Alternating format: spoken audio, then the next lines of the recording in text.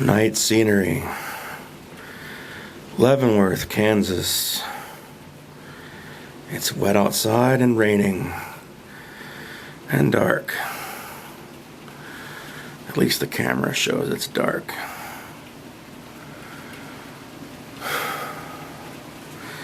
This is actually a project I've thought about doing for a long time. And I'm not even quite sure how to go about it, but I'm going to wing it and do my best. First thing, people think that I don't seem to have much peace in my life. And I'm not exactly clueless on that. I understand why. They think that I like to rant and rave and raise hell and cause people stress and problems and give them tons of grief. And actually, to be honest, it's partly true. Because while I don't intend to cause them pain exactly, sometimes correction is just a real bitch, and I guess I feel like I'm the one to bring it. And I know I do that a lot. I'm actually widely known for that. In fact, people have blocked me and ostracized me repetitively out of their life because of it.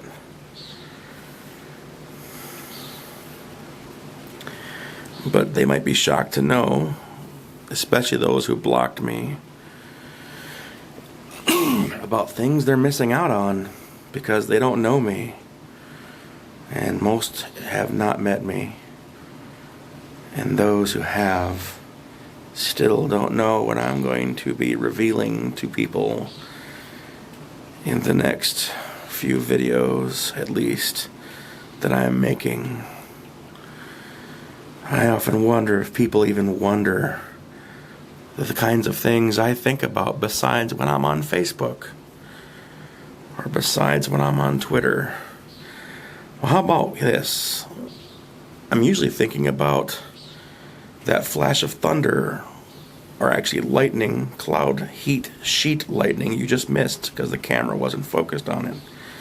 Oops. I'm also thinking about the wind and the rain and the movement of the river and the trees and the breeze and things that are going on around me that ease and relax my soul, because I don't talk about those things much because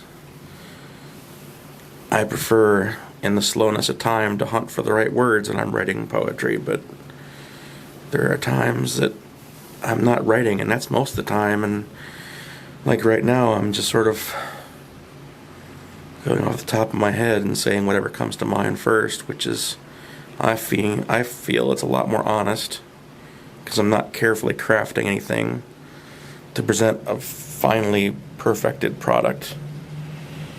I'm just brainstorming and being spontaneous and combusting thoughts inside my head as I think. I wish the storm here would pick up a little so you could see some of the lightning displays that Kansas is actually, I think, sort of famous for. The thunderstorms we get here are really nice. And it's a little wet outside. It's been raining, I guess, some of the evening, and I just got home a few hours ago when I was busy playing games with friends. So I really haven't had much time to actually watch the weather and to enjoy the cool rain nighttime like I am now, like I'm sharing with you, my friends. It feels weird calling people my friends because this video is actually directed to the wide open public.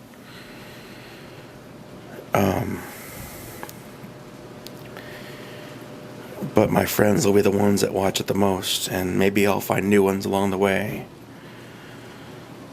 So this is what my town looks like when it's dark. It's hard to see because it's nighttime and this camera just barely does a decent enough job to look at things.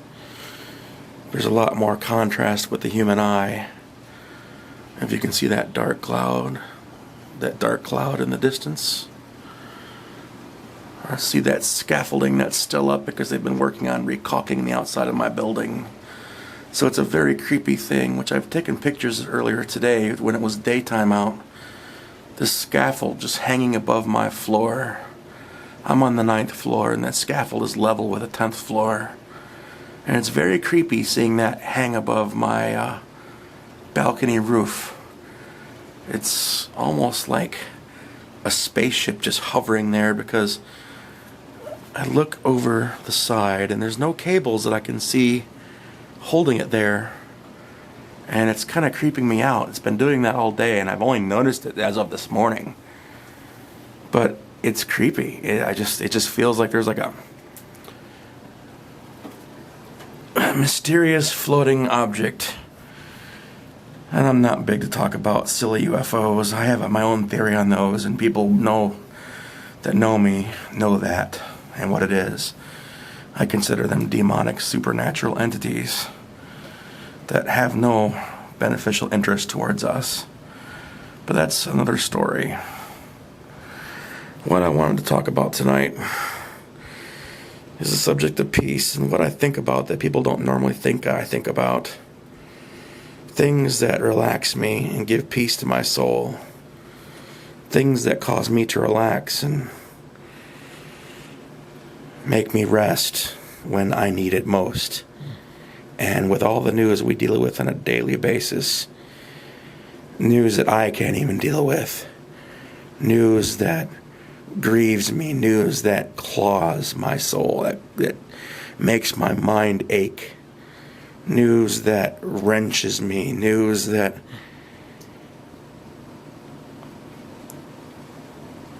just eats me out on the inside, just eats me away. News that's like mental acid.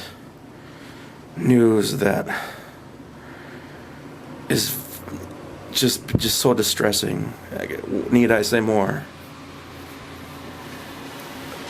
There are things we need in life to counter these things, because evil is not exactly an ignorance that is recent. I mean, people aren't exactly only recently ignorant of evil. Evil has been around for eons. Literally eons, since the foundation of time and the creation of mankind itself. So dealing with evil and facing evil in the world is not new. It's just that maybe we're reawakening to the reality of it, because a lot of us just don't know history. But those of us who do realize that evil never really went away. And I only woke up to this idea back in the early 90s when I was first getting my so-called Christian education. The problem in the mass culture of the world is, why do we seem to have forgotten what evil is like? And I first dealt with this topic, like I said, in the early or mid-90s. And I think people are only now, well, more so at least, dealing with it again and trying to figure out, why is there so much evil in the world? Well, the problem is, the evil never left. We just never knew what was going on. It was always there, waiting for us to find it, or at least trying to hide from us, and we didn't know where to look. And it makes me extremely sad to think that not only did I miss out on exposing it for so many years because I didn't see it, but the fact that I had to almost wait until this year, or even 4 or 5 years ago, to find other people that were just experiencing the same realization, that they just woke up to all the evil in the world and they can't understand or believe why it's all there. And they're asking the same questions, like, why is there so much evil in the world? Well, we just don't know that it never left. It was always there. We were just blinded. It was hiding, and we weren't looking. And there's so much obfuscation and clever trickery and mind games and brainwashing and so much super brilliance that is being used as tactics in this info war. What can you say? I mean, the sophistication, the level of sophistication and complexity with which our enemy wields these weapons of war called propaganda and MK Ultra, and the level of COINTELPRO and intelligence and agent provocateurs that actively cooperate with what I believe are supernatural phenomena that are agents of the demonic entities that are my enemies. I mean, I'm being a little bit more lucid because I'm trying to find the right words, but there is so much evil in this world, even in the full brightness of day. Evil stalks us with a very real darkness that really contradicts the level of brightness the sun shines down upon us with. The darkness in the world is probably even more present during the day than it is at night, because at night people tend to sleep more and rest more and party more and become more self-indulgent. During the day is when all the action takes place, and work is extremely busy. People are working and either even playing, but working either personal gain or professional to make money and put food on their table. But not everyone works for food on the table. Not everyone's as honest or simple in their pursuit of life and happiness as everyone else. I mean, there are people out there that stretch themselves thin like too little butter on too much bread, and they do it not even so much for themselves, or if they do, it's for their personal gain along an evil agenda that has no real promise of helping their fellow man. It's all for themselves or the person or persons they serve. That's just beyond evil. I mean, there's so much going on in the world today. And I look at the news and I see what people are serving and what they're bowing down to, and where they seem to think their life is going to go by doing all these things. And I'm sorry, but I see no end of complete destruction for them. These Illuminati or people who cheat us out of our futures by betting on derivatives in the banks and trying to own us all through the international markets. You know, these traders that operate overseas and try to rip us all off on a daily basis, they all operate during the brightness of day. And if that ain't the most hideous thing, because it's so contradictory to normal thought to think that so much evil would go on and that so much darkness could exist within the brightness of a sunlit day. I mean, people don't think about darkness being other than a matter of physical light. They think of darkness as being just the lack of physical light. It's more than that. It's inside the mind. It's inside the soul. It's what robs us of our own enlightenment that we could be having. That we could be having so much enlightenment if we would just see beyond the physical vision that humans are only basically capable of. There is so much more we're capable of if we follow the right path. If we are willing to sacrifice ourselves and give up our own lives and do what God says, to follow Him and take up the cross. And I know this sounds pretentious, but really, He said if we give up our own lives and take up His, we'll gain life everlasting. And the pity and the pathetic and sorry thing is, there are people, and in fact there's most people in the world today, are doing the exact opposite of that. Too many people, too many are doing the exact opposite of that.